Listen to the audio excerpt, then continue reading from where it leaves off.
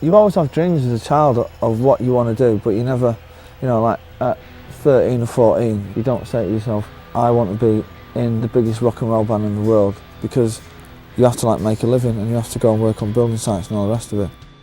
The first music I ever heard was, believe it or not, the Beatles. The first record I ever bought was Never Mind the Bollocks by the Sex Pistols.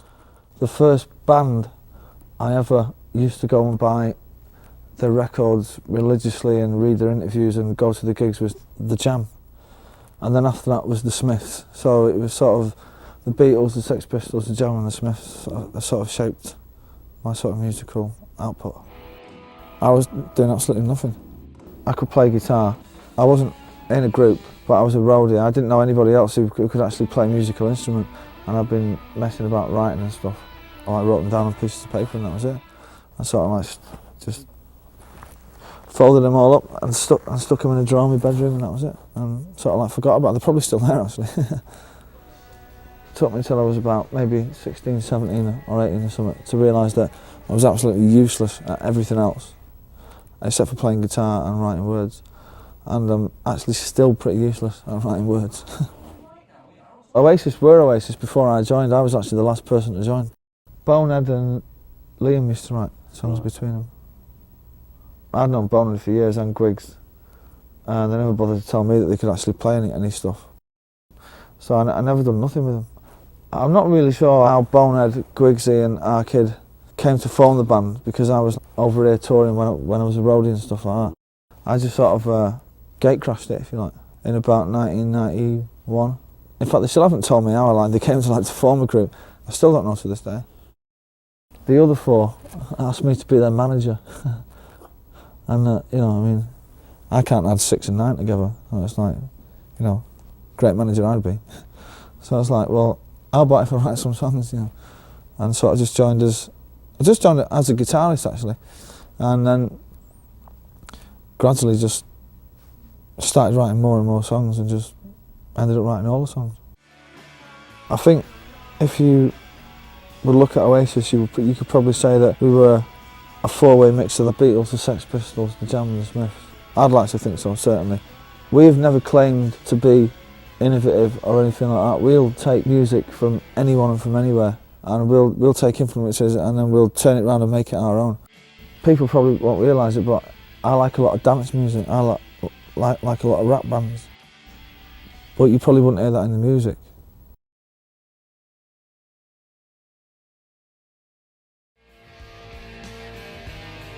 Definitely maybe I wrote one song in the studio which was Slide Away. Everything else was written 2 years before we actually even got a record deal. So it's we knew what the first album was going to be. As the artists, we're 2 years ahead of everybody else, because we know what the next album's going to be like, and the one after that. Me and Mark Coyle sort of produced it. It's credited to Oasis and Mark Coyle, although still to this day I can't actually work out what the other four done on that album, because they spent most of the time in the pub. Bonehead actually went off on a canoe one day, and we didn't see him for 4 days. Me and Mark couldn't mix it really, because we like a bit of a party, and we sort of couldn't get our heads around it. So we had to give it to somebody else. And I'd actually got sick of trying to mix the album. It was really, really getting me down. I was at my wit's end, and Marcus, our manager, knew Owen, and he said, well, why don't we give the tapes to Owen? And he sort of mixed it in his own studio on his own. And then these mixes came back, and it was proper, So I look at a mixing desk, right, and it's a load of funny-looking knobs.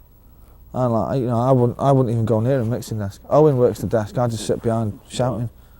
I just demand how the record sounded, and Owen has to sort of do the donkey work, if you like. Even if we weren't playing anywhere, we used to rehearse 4 nights a week in our little sort of practice room. We'd be there from 6 o'clock at night till midnight. It'd be 6 hours a night, 4 nights a week. Just being a band, if you like, just the 5 of us hanging out together and being a group. It was a good learning experience for us, because we actually learned how to play our instruments in our own practice room, as opposed to some bands who get signed on the strength of like a demo, and then, you know, before they know it, their first single's in the top 40 and they're on top of the pops, and they still don't know, you know, who they are, which is a shame for them. We were actually lucky in a way that we sort of grew up 2 years on our own and nobody had ever heard of us. When Supersonic went into the charts in England at 31, I suppose we expected a top 40 hit, if you like. So we were expecting that. So then Shaker Maker was the second single, and we thought, we didn't expect and that went in at, what was it, 11. We never expected that jump. I mean, if it would have gone in like at, you know, 29 or something like that, or like the 20s or something, we'd have been probably quite pleased. Since then it's all just stepped up, you know, so we've not really had a chance to think about how big we are really. We've always been too busy working.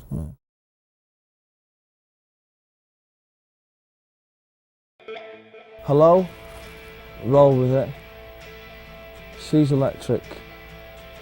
I'd already written towards the end of the last album.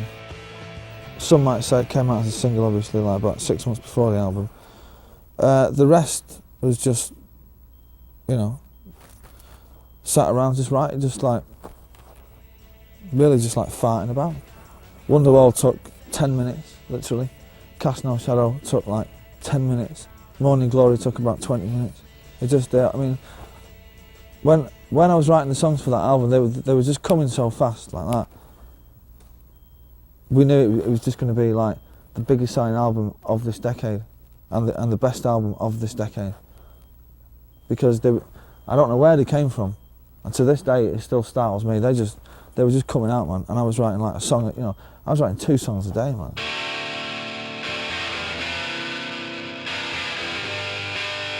That album took 15 days to record. So when we go in there, we're not fighting about. It's like we were doing a track a day as a live group. Roll With It was 1 take, Hello was 1 take, Morning Glory was 1 take, Champagne Supernova took 2 days. We was like, because we'll have been in the studio for 2 weeks, playing them through as a group. And when we go in there, it ain't no messing about going there for 6 months. It's like, we're a band, we play guitars through double loud amps. It doesn't take producing. Some songs do, like Champagne Supernova, took a bit of thinking, you know. The album was done very quickly, but you have to understand that being in the studio with Bonehead is not easy. Basically, it's like, you're lucky to get him out of the pub. Actually getting Arkid and Bonehead and Griggs actually out of the pub, that is like your challenge. But because we do so much before we actually get in there, once we know what we're doing it, you know. When I write a song, it's exciting for me because I'm sat in my flat with like just a guitar and I'm writing it. And then you go into a rehearsal room, so you've got Bonehead with a big great big Marshall stack, and then me, and then you've got our kids singing it, and then there's a drum kit behind it. The song will just sound completely different. It'll still be the same song. I mean, you write a song out of like, comes out of nowhere like that, and then you take it to the group, and then the group almost rewrite it.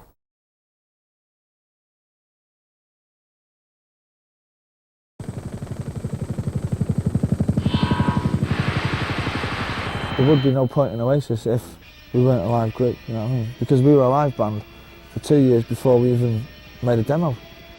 You know, it's like that is what we're about. Basically, it's just like getting out there and playing in front of people. That is Oasis, you know what I mean? Although like the records are great, but until you've been at an Oasis concert, I'm on the stage looking that way, right? So even I don't understand it, but you know, people have told me it's like, well, it's alright.